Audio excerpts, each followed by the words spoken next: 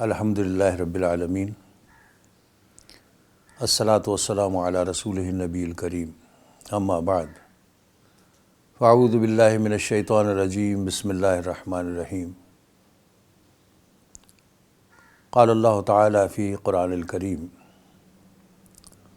قل ان صلاتي ونسکی ومحیای ومماتی للہ رب العالمین لا شریک لہ وبذالک امرت وانا اول المسلمین، صدق اللہ العظیم۔ اللہ رب العزت نے ابراہیم علیہ السلام کا قول قرآن مجید میں نقل فرمایا، ارشاد ہوا کہ کہہ دیجئے کہ میری نماز، میری قربانی، حتیٰ کہ میرا جینا اور مرنا سب اللہ کے لیے ہے، اس کا کوئی شریک نہیں ہے۔ اس بات کا مجھے حکم دیا گیا ہے اور میں سب سے پہلے اس کو تسلیم کرنے والا ہوں۔ قرآن مجید میں جو قربانی کی ہدایت کی گئی، اس کے بارے میں جب نبی اکرم صلی اللہ علیہ وسلم سے پوچھا گیا کہ اے اللہ کے رسول صلی اللہ علیہ وسلم، یہ قربانی کیا ہے، تو آپ صلی اللہ علیہ وسلم نے ارشاد فرمایا کہ یہ تمہارے باپ ابراہیم علیہ السلام کی سنت ہے۔ نبی اکرم صلی اللہ علیہ وسلم نے ارشاد فرمایا کہ جو شخص استطاعت کے باوجود قربانی نہ کرے وہ ہماری عیدگاہ میں نہ آئے۔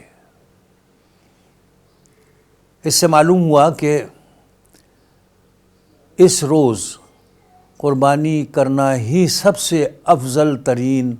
عمل ہے۔ اس دن کو یوم النحر کا کہا گیا ہے، یعنی خون بہانے کا دن۔ اس لیے کوئی عمل، صدقہ، زکوٰۃ، نماز، روزہ، کوئی بھی عمل خون بہانے سے بڑھ کر نہیں ہے، اور نہ ہی ابراہیم علیہ السلام کی سنت کی اتباع ہو سکتی ہے قربانی کیے بغیر۔ بس اس بات کو جان لیجئے کہ یوم النحر پر قربانی کرنا ہی افضل ترین عمل اور مطلوب عمل ہے، اس کا کوئی بدل نہیں ہے۔ ہاں، یہ ضرور ہے کہ اگر استطاعت نہ رکھتے ہوں اور قربانی نہ کر سکتے ہوں تو گنہگار نہیں ہے، لیکن استطاعت رکھنے کے باوجود اگر قربانی نہ کی جائے تو نبی اکرم صلی اللہ علیہ وسلم نے ایسے لوگوں سے برات کا اعلان کیا ہے، ناگواری کا اظہار فرمایا ہے۔ بس اہم بات یہ ہے کہ نبی اکرم صلی اللہ علیہ وسلم کے ارشاد کے مطابق اس روز قربانی ہی کی جائے، الا یہ کہ مجبوری یہ ہو کہ استطاعت نہ ہو۔ استطاعت کی بات کو ذرا اچھی طرح سمجھ لینا چاہیے کہ یہی بات زکوٰۃ کے ضمن میں ہے کہ جس کے پاس 52 تولہ چاندی یا 7.5 تولہ سونا یا اس کی مالیت کے برابر دولت موجود ہو، مال موجود ہو، اور اس پر 1 سال گزر گیا ہو تو وہ زکوٰۃ دے۔ لیکن قربانی کے لیے جو صاحب استطاعت ہونے کی شرط رکھی گئی ہے، اس میں 1 سال گزرنا ضروری نہیں ہے۔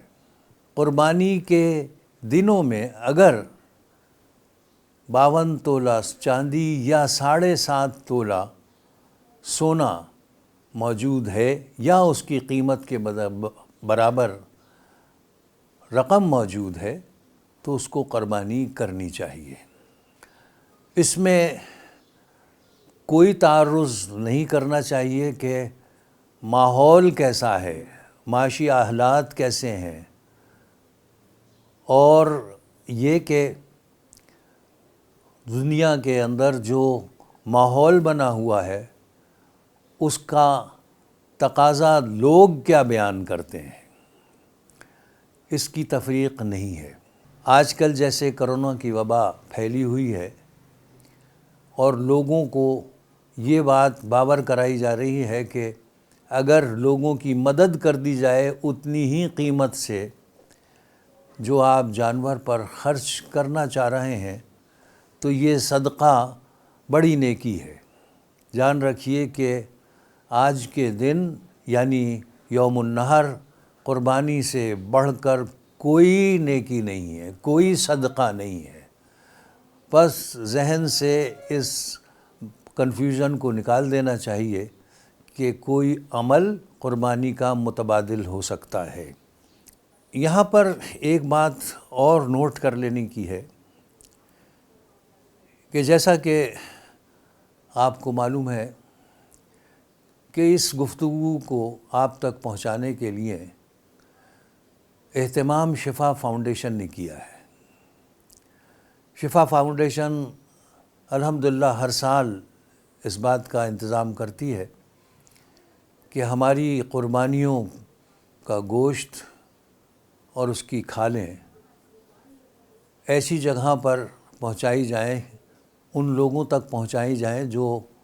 اس کا صحیح مصرف ہیں۔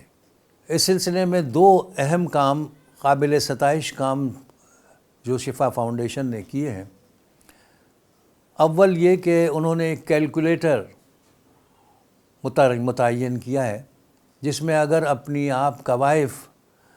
جمع کرائیں تو وہ کیلکولیٹ کر کے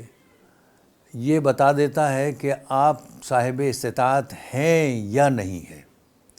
تو اس سے آسانی یہ ہو جاتی ہے کہ آپ کو پھر خود سے یہ اندازہ لگانے اور حساب کتاب کرنے کی ضرورت نہیں رہتی۔ دوسری اہم بات یہ ہے کہ آپ بہت سارے مسائل جو قربانی کے اندر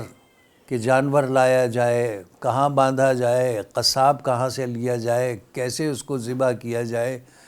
کیسے پھر اس کے گوشت کی تقسیم کی جائے، اس کو پیش نظر رکھتے ہوئے بھی شفا فاؤنڈیشن نے یہ سہولت بہم پہنچائی ہے کہ آپ اگر قربانی کرنا چاہتے ہیں تو چاہے چھوٹے جانور کی کریں یا بڑے جانور کی، شفا فاؤنڈیشن آپ کو یہ بتاتی ہے کہ اس پر کیا لاگت آئے گی، اور جب آپ ان کو وہ قیمت ادا کر دیتے ہیں تو انہوں نے اجتماعی طور پر اس بات کا بندوبست کر رکھا ہوتا ہے کہ وہ متعینہ دن یعنی یوم النحر قربانی کے دن وہ قربانی کریں اور اس کا گوشت ایسی جگہوں پر پہنچائیں جہاں کے مستحقین ہیں۔ مثلاً تھر کا وہ علاقہ کہ جہاں لوگ بھوکے ہیں اور بچے کم خوراکی کی وجہ سے جان سے ہاتھ دھو رہے ہیں اور بڑوں کی حالت بھی کچھ ناگفتہ بہ ہے، ان تک یہ گوشت پہنچا دیا جائے۔ اسی طرح سے اور ایسے علاقے کہ جہاں وہ یہ سمجھتے ہیں کہ مستحقین موجود ہیں اور وہ ہاتھ نہیں پھیلا سکتے، اپنا مطالبہ نہیں کر سکتے، وہاں خود سے جا کر ان کی عزت نفس کو مجروح کیے بغیر ان تک گوشت پہنچایا جائے اور ان کی مالی مدد بھی کی جائے۔ یہ ایک احسن قدم ہے۔ یقیناً اس کی کامیابی میرے اور آپ کے تعاون ہی سے ممکن ہے۔ تو کیا یہ اہم بات نہیں ہے کہ ہم اس موقع سے فائدہ اٹھاتے ہوئے شفا فاؤنڈیشن کی ان خدمات سے بہرہ ور ہوں اور نیکی بھی کمائیں